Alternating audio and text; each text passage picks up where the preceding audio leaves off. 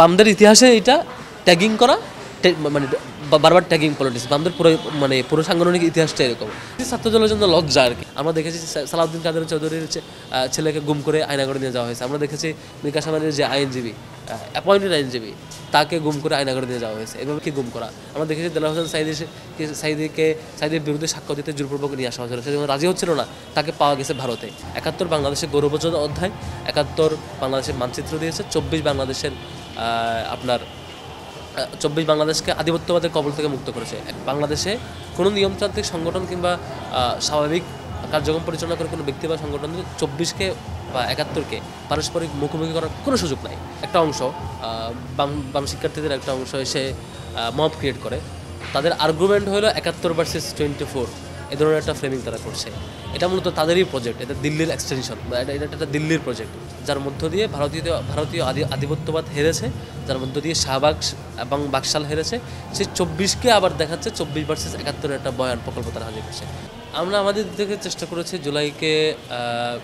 জুলাই ইতিহাসকে, শহীদদের ত্যাগকে, স্যাক্রিফাইসকে এবং গত ১৫-১৬ বছর ধরে আওয়ামী লীগের যে টর্চার, সেগুলোকে মানুষকে জানান দিয়ে রাখতে নানান আয়োজন করা। যেমন আজকে চিত্র প্রদর্শনী করা হয়েছে, আমাদের গত কালচারাল পার্ট ছিল, মাইম, নাটক, ফেস্টিভ্যাল, এগুলো ছিল,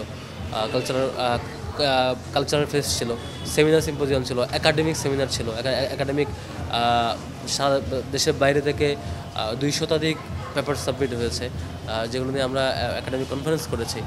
তারপরে সোহরাওয়ার্দীর ৪ দিন ধরে কালচারাল ফেস্ট হয়েছে, টিএসসিতে এখন আয়োজন চলছে, সারা দেশের র্যালি এবং অন্যান্য আয়োজনের মধ্য দিয়ে সেটাকে উদযাপন করা হয়েছে। তো নানা আয়োজনের মধ্য দিয়ে আমরা করেছি। তো এটাও তার ধারাবাহিক কাজের অংশ আর কি, এটা তার ব্যতিক্রম না। গতকালকে একটা অংশ বাম শিক্ষার্থীদের একটা অংশ এসে মব ক্রিয়েট করে। তাদের আর্গুমেন্ট হলো ৭১ ভার্সেস 24, এ ধরনের একটা ফ্রেমিং তারা করছে। এটা মূলত তাদেরই প্রজেক্ট, এটা দিল্লির এক্সটেনশন, এটা একটা দিল্লির প্রজেক্ট, হিন্দুস্তানি প্রজেক্ট, যে হচ্ছে বাংলাদেশে এখনও এসে ২৪ যেখানে সকল মানুষকে একত্রিত করেছে, যার মধ্য দিয়ে ভারতীয় আধিপত্যবাদ হেরেছে, যার মধ্য দিয়ে শাহবাগ এবং বাকশাল হেরেছে। সেই ২৪কে আবার দেখাচ্ছে ২৪ ভার্সেস ৭১ একটা বয়ান প্রকল্প তারা হাজির করছে। বাংলাদেশে কোনো নিয়মতান্ত্রিক সংগঠন কিংবা স্বাভাবিক কার্যক্রম পরিচালনা করে কোনো ব্যক্তি বা সংগঠন ২৪কে বা ৭১কে পারস্পরিক মুখোমুখি করার কোনো সুযোগ নাই।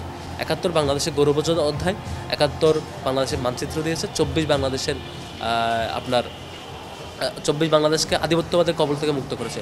একটি অপরটির পরিপূরক, এটা ৭১ এক্সটেন্ডেড রূপ হলো ২৪। সুতরাং একটি অপরটির মুখোমুখি বয়ান চাপিয়ে দেওয়ার যে ষড়যন্ত্র, সেটা দিল্লির ষড়যন্ত্র। এই ষড়যন্ত্র তারা এর আগেও করেছে। এর আগে তারা শাহবাগ কায়েম করে দিনে ২০০ মানুষকে গুলি করে হত্যা করা হয়েছে দেলাওয়ার হোসেন সাইদির রায়ের পরে, সেটিকে তারা বৈধতা দিয়েছে। শাপলা হত্যাকাণ্ড হয়েছে, রাতের আধারে লাইট বন্ধ করে দেয়, সেটাকে তারা ফেস্টিভ করে এনজয় করেছে, যে শাপলা মুক্ত হয়েছে এবং তারা এই আক্রমণটাকে এনজয় করেছে। এভাবে করে প্রতিটি গণহত্যাকে আপনারা দেখেছেন ২৮শে অক্টোবর, আপনারা দেখেছেন আমাদের শহীদ জসিমের উপরে সে সময়কার বাপ্পাদিত্য বসু, ছাত্র ইউনিয়নের নেতা, সে তার উপর লগিয়ে বটে দিয়ে আক্রমণ করে লাশের উপরে দিন দুপুরে নৃত্য করেছে। এই যে হত্যাকাণ্ড, এই যে মব তৈরি করা এবং বাকশাল কায়েম করে মুক্তিযুদ্ধকে প্রশ্নবিদ্ধ করা, শাহবাগ কায়েম করে মুক্তিযুদ্ধের বিপরীত জায়গায় জাতিকে দ্বিধাবিভক্ত করে এভাবে পরপর হত্যাকাণ্ডের ভিক্টিম বানানো, যে শাহবাগ শত শত মানুষকে দিন দুপুরে হত্যা করাকে এনজয় করেছে, সেই শাহবাগের বৈধতার মধ্য দিয়ে আওয়ামী লীগ জুলাই আগস্টে এরকম বড় হত্যাকাণ্ড করতে পেরেছে। সেই শক্তিটাই আজকে এসে মিসকোড করছে এবং বাজে ফ্রেমিং করছে। আমরা এখানে দেখিয়েছিলাম মূলত ১৫ বছরের সকল দুঃশাসনকে, ১৬ বছরের দুঃশাসনকে। এখানে সকল পার্ট আসছে, বিডিআর হত্যাকাণ্ড আসছে, এখানে আসছে আবরার হত্যাকাণ্ড, এখানে আসছে সেই শাপলা হত্যাকাণ্ড, এখানে আসছে আয়নাগরের বন্দি, গুম, সব কিছু আসছে। তারাই ধারাবাহিকতায় বিচারিক হত্যাকাণ্ড আসছে। এটা তো বিচারিক হত্যাকাণ্ড হয়েছে ৭১ ইস্যুতে।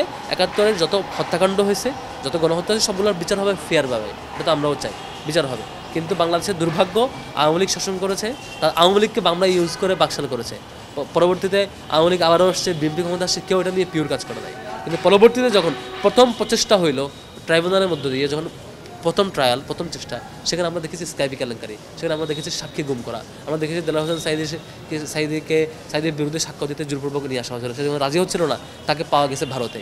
আমরা দেখেছি সালাউদ্দিন কাদের চৌধুরীর ছেলেকে গুম করে আয়নাগরে নিয়ে যাওয়া হয়েছে। আমরা দেখেছি মিকা সামানের যে আইনজীবী, অ্যাপয়েন্টেড আইনজীবী তাকে গুম করে আয়নাঘরে নিয়ে যাওয়া হয়েছে। এভাবে যখন এবং স্কাইপি কেলেঙ্কারির মধ্য দিয়ে ফাঁসও হয়েছে তাদের বিচারপতিদের নিজেদের ইন্টারনাল ডিসকাশন কীভাবে তারা রায় দিতে চায়।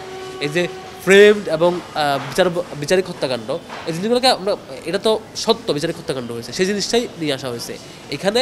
71 ভার্সেস 24-কে নিয়ে আসার যে বয়ান তাদের, এটা দিল্লি বা হিন্দুস্তানি প্রজেক্টের একটা অংশ, যারা তাদের বাস্তবায়ন করছে। এখানে 24 আনি নাই, অনেকে মনে করছে আমরা শুধু এখানে 24 আনছি। আমরা এখানে একদম ফেস্টিভ্যাল গত 15 বছর যা যা করছে সব নিয়ে আসছি। সব নিয়ে আসার ধারাবাহিকভাবে আমরা শুরু করছি ধরেন বিডিআর হত্যাকাণ্ড দিয়ে। আপনি এক পাশে যখন এটা শুরু করবেন, প্রত্যেকটা সাল ধরে ধরে কখন কী হয়েছে সেটা নিয়ে আসা হয়েছে। আবার আরেকটা বোর্ড আছে যেখানে পুরো জুলাইয়ের সকল কর্মসূচি নিয়ে আসা হয়েছে, যে ক্রোনোলজি ধরে প্রত্যেকটা অপরাধ, আওয়ামী লীগের প্রত্যেকটা অপরাধ, প্রত্যেকটা ক্রাইমকে নিয়ে আসা হয়েছে। সেই ক্রোনোলজির একটা পার্ট ছিল বিচারিক হত্যাকাণ্ড। বিচারিক হত্যাকাণ্ড, এই অন্যায় অবিচারের বিরুদ্ধে আমাদের কথা ছিল, এটা থাকবে। আর 71 হত্যাকাণ্ডের ব্যাপারে বিচার ফেয়ার হবে। আবার কেস রিওপেন করেন, পাবলিক করেন, বিচার করেন, পাবলিকলি করেন, স্ট্যান্ডার্ড নিয়ম নীতি মেনে চলেন, তাহলেই তো হয়।